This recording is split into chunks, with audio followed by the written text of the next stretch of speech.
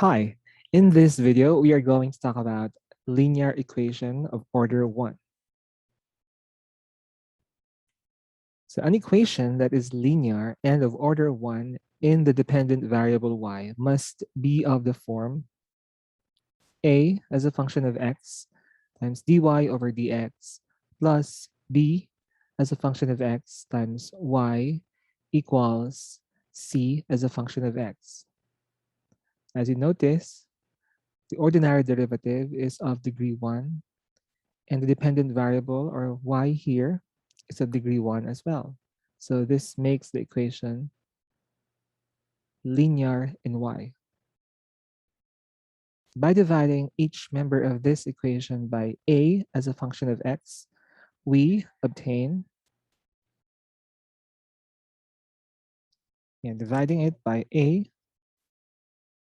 of x will give us, so first term will become dy over dx plus the second term will become b of x over a of x times y equals c as a function of x over a as a function of x.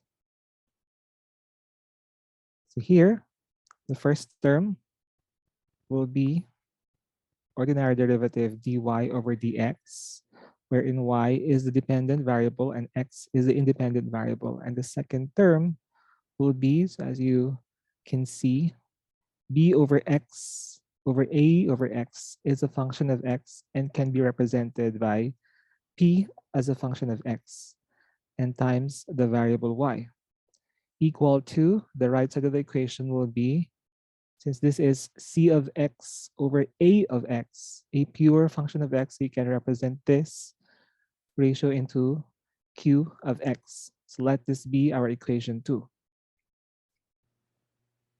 Now moving on, let me rewrite again this linear equation of order 1. So this is actually the standard form of the linear equation. So dy over dx being the first term plus p as a function of x times the variable y equals q as a function of x. Our objective here is to determine the integrating factor that will make this equation exact. Okay, so we talked about integrating factors in the previous video, wherein integrating factor is a factor that we use to make a non-exact equation exact. So in linear equation, we also have an integrating factor, so we can use it to make this equation exact. Now, multiplying this standard form of the linear equation by an integrating factor represented by v as a function of x. So in here, we let that the integrating factor is a function or pure function of x. Okay, we multiply it into this standard form. And later, we have to take note that we have to put the equation into mdx plus ndy equal to 0 form. Okay, distributing now v as a function of x to each term of this standard form, we have vx times dy, and also multiplying the entire equation by dx to make it in differential format. Second term will become v of x times p of x, we have here, times the variable y times dx equals, the right member of the equation will be v of x times q of x times dx. Now we arrange this equation into mdx plus ndy equal to 0 form. So we transpose this equation to the left side. We have v of x times p of x times y. Transposing this right member of the equation to the left side will change its sign to negative. So it will be v of x times q of x. And we put a bracket factoring out dx. We have dx on the first term of this equation. Then copy plus v of x times dy equal to 0. We have arranged the equation into mdx plus ndy format, m being the coefficient of dx. So this is our m, and n as the coefficient of dy. Okay, so take note that v, p, q are functions of x. So we may not put this symbol here or a parenthesis having x inside.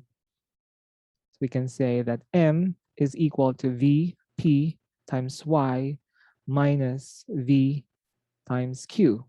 And our n is equal to v. Let me just put here, vp and q are functions of x alone. Now, as we multiply an integrating factor to the linear equation of order 1 in standard form, means that the equation is now exact. So we apply the test for exactness. So the equation is only exact if the partial derivative of m with respect to y is equal to the partial derivative of n with respect to x. Okay, so we take the derivative of m with respect to y. So taking note that vp and q are functions of x alone. So we copy vp since this is held constant, and then differentiate y with respect to y, and that is times 1. So we have vp here. And vq, since it's pure function of x and held constant, if you differentiate it with respect to y, it will be 0. So we no longer have minus vq here. And on the right side of the equation, so differentiating n, which is a pure function of x, with respect to x, it will give us ordinary derivative dv over dx. Now, we separate the variables or cross multiply and arranging it into this format, p times dx equals dv over v, since we are after solving for the integrating factor. And we know that v is a function of x. Now we arrange it and integrate both sides of the equation. So integrating dv over v will give us ln of v. And on the right side, so we interchange their positions. We have integral of p dx on the right side of the equation. Now to eliminate ln, we need to take the inverse of this equation. So that is exponential. So anti-ln, e raised to ln of v will give us v equal to e raised to the integral of p dx. Now v can be replaced by this letter as an integrating factor. Now this is our formula for finding the integrating factor of a linear equation to make it exact. Now let's proceed to the steps in solving linear differential equation of order 1. Number 1 is to put the equation into standard form. In the standard form, if the equation is linear in y, it will be dy over dx. Y is the dependent variable and x is the independent variable, plus p of x, or p as a function of x, times the variable y equals q as a function of x. So remember that the right side of the equation is a pure function of the independent variable. Now let me write what if it's linear in x. So this will be the standard form. So if it's linear in x,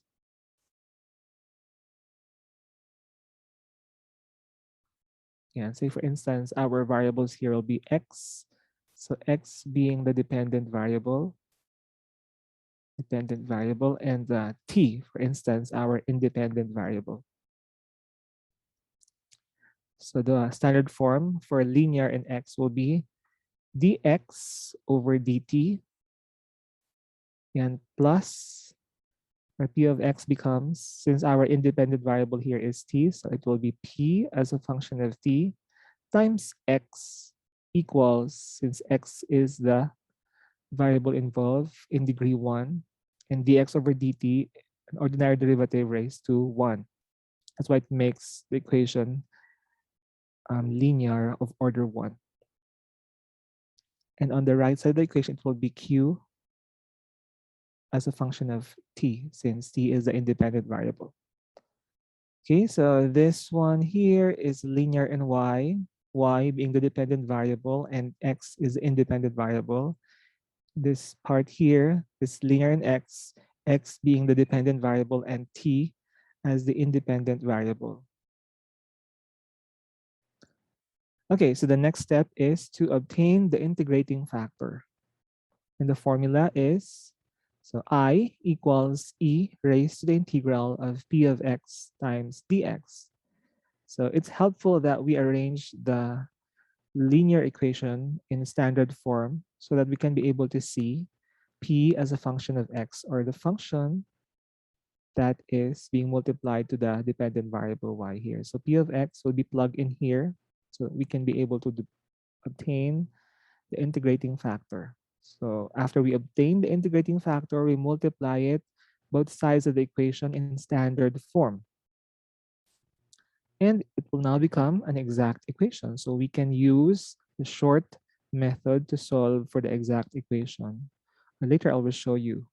Since we have a note here, remember that in integrating the exact equation, the integral of the left member is always the product of the dependent variable and the integrating factor used. So this is only applicable for linear equation. So having multiplied the integrating factor into the standard form of linear equation. So remember that the left member is always the product of the dependent variable. In this case, it's y, and an integrating factor. And on the right side of the equation, it will be a pure function of x, just integrate it. Okay, let's have an example. Solve the equation 2 times y minus 4x squared times dx plus x dy equals 0. As you can see, the equation is in mdx plus ndy format, mdy equal to 0 format. So what we will do is to, in the first step of solving linear equation, we need to put the equation into standard form, if in case it's not written in standard form. Okay, so take a look at the given equation. So y is of degree 1 and x squared is of degree 2. So it means that we cannot say that this is linear in x, since x is raised to a power greater than 1. So what we will do is to divide the entire equation by, so we need dy over dx, ordinary derivative. So we need to eliminate x here, so divide the entire equation by x, and we need to divide it by dx so that we can achieve, or we can see, dy over dx. Now, let me just rewrite our equation. This will become, we distribute the 2 here. So 2y over x minus, 2 times 4 is 8. So we have 8x squared over x. And then dx over dx, it will be canceled. And for the third term, we will have x will be canceled. So dy over dx equal to 0 divided by x dx is still 0. Now we arrange this into a standard form, writing first the ordinary derivative dy over dx, plus. So we take a look at a function or term here that has the dependent variables. In this case, the first term has the dependent variable y. So we arrange it into this form, 2 over x as our p as a function of x times the dependent variable y equals, so this one here can be able to cancel x, right? So canceling x, and then transpose this to the right side, it will give us positive 8x. Now this equation is in standard form. Okay. Now the next step is to obtain the integrating factor. So having this standard form, we can be able to see p of x, which is 2 over x, and our q of x, which is located at the right side of the equation, and that is 8x. If ever the function that you can see here is constant, still it is a function of x. Now we can obtain the integrating factor, and that The formula that we're going to use is I equals e raised to the integral of p of x times dx. So plugging in the value of p of x here, so we have this one.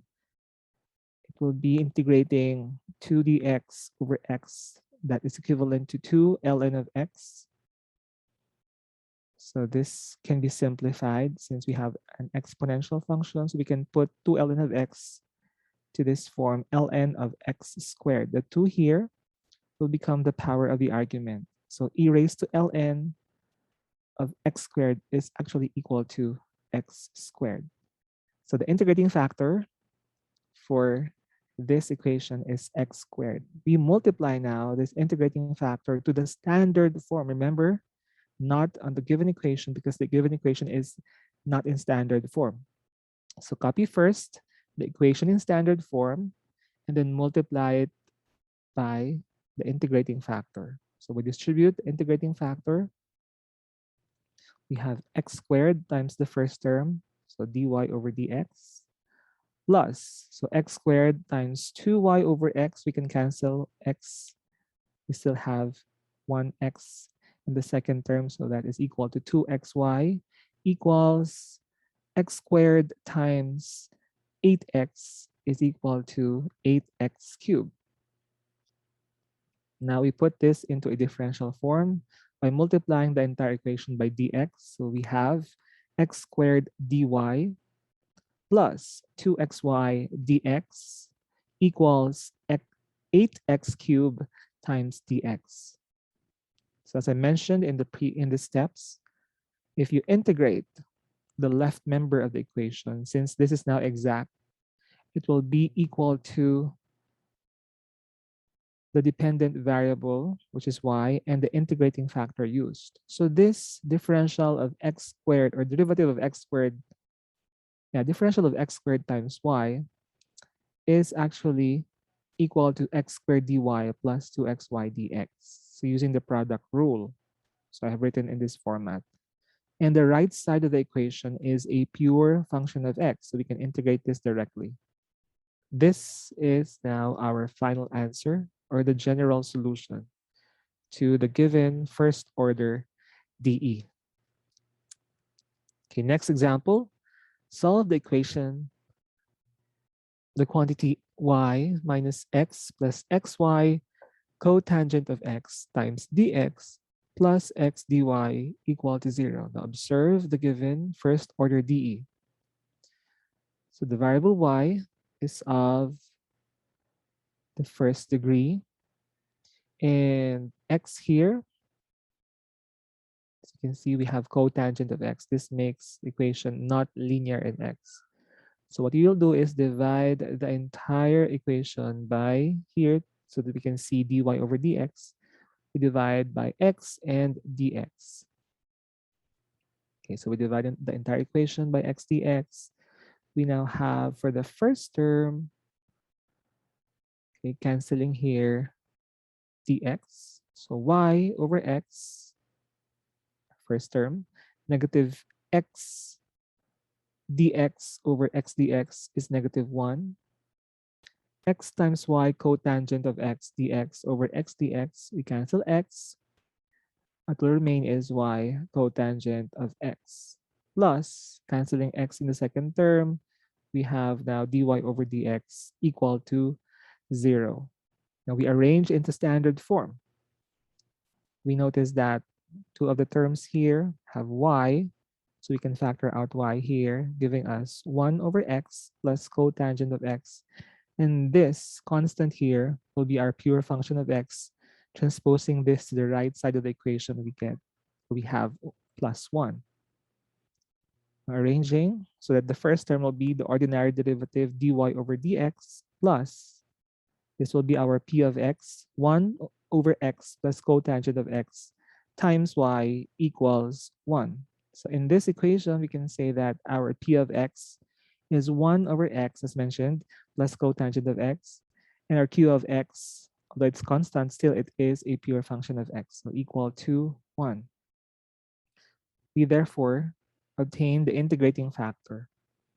The formula is e raised to the integral of p of x times dx. So plugging in here, So the integral of 1 over x times dx is ln of x, and the integral of cotangent of x is ln sine of x.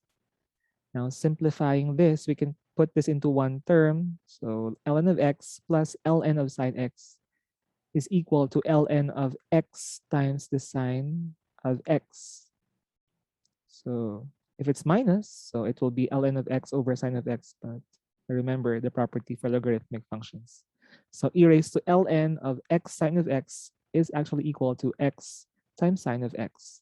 And this is now our integrating factor. The next step is to multiply this to the standard form of the linear equation.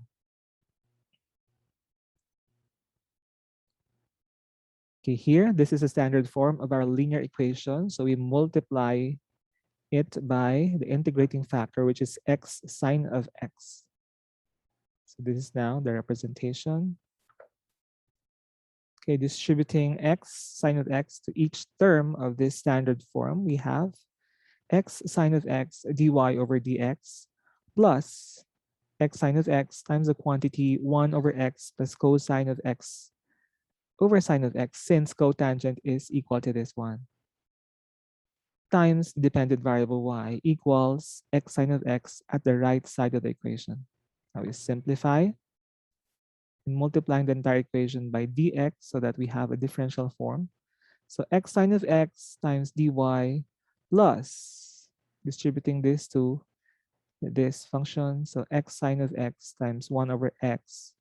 It will be sine of x sine of x times cosine of x over sine of x, canceling sine x. Here we have x cosine of x times the dependent variable y times dx equals x times sine of x dx. Now we integrate each term, or simply remember what I have said earlier, that the left member of the equation that is exact is always the product of the dependent variable and the integrating factor used. So, or rewriting this differential into the differential of x times y sine of x. So if you differentiate this, it will be equal to this one. And the right side is a pure function of x, so you can integrate now. So integrating both sides of the equation, it will give us, for the left member, the result will be the product of the integrating factor and the dependent variable. And for the right side of the equation, so we can use integration by parts here. X, the algebraic function here, will be our u, and sine of x dx will be our dv. So we are after to solving v here. So differentiate u, it will be dx. Integrating dv, it will give us. So integral of sine of x dx is negative cosine of x. Now the formula for integration by parts is integral of u dv equals u times v minus integral of v times du. So plugging in what we have obtained here, we have u times v, and that is negative x cosine of x minus integral of v, which is negative cosine of x, and du is equal to dx. The left member is just x times y sine of x. Again, dependent variable times the integrating factor, which is x sine of x. Okay, distributing the negative sign here and integrating cosine of x, integral of cosine of x dx is positive sine of x. That's why we have this general solution. Or you can actually arrange this, transposing the entire, or these two terms to the left side of the equation. That would be okay. You can close this as your final answer, or you can transpose these two terms to the left side of the equation, giving us xy sine of x. So this negative x cosine of x will become positive. So plus x cosine of x. And this positive sine x, transposing this to the left member, is, or will become negative sine of x equal to the arbitrary constant c. So, or you can actually factor out sine of x here. So that will be xy minus 1 times sine of x plus x cosine of x equal to c. So you can have this as your final answer or this one. Okay, that's all. If you have any questions, you can leave a comment. Thank you and have a great day.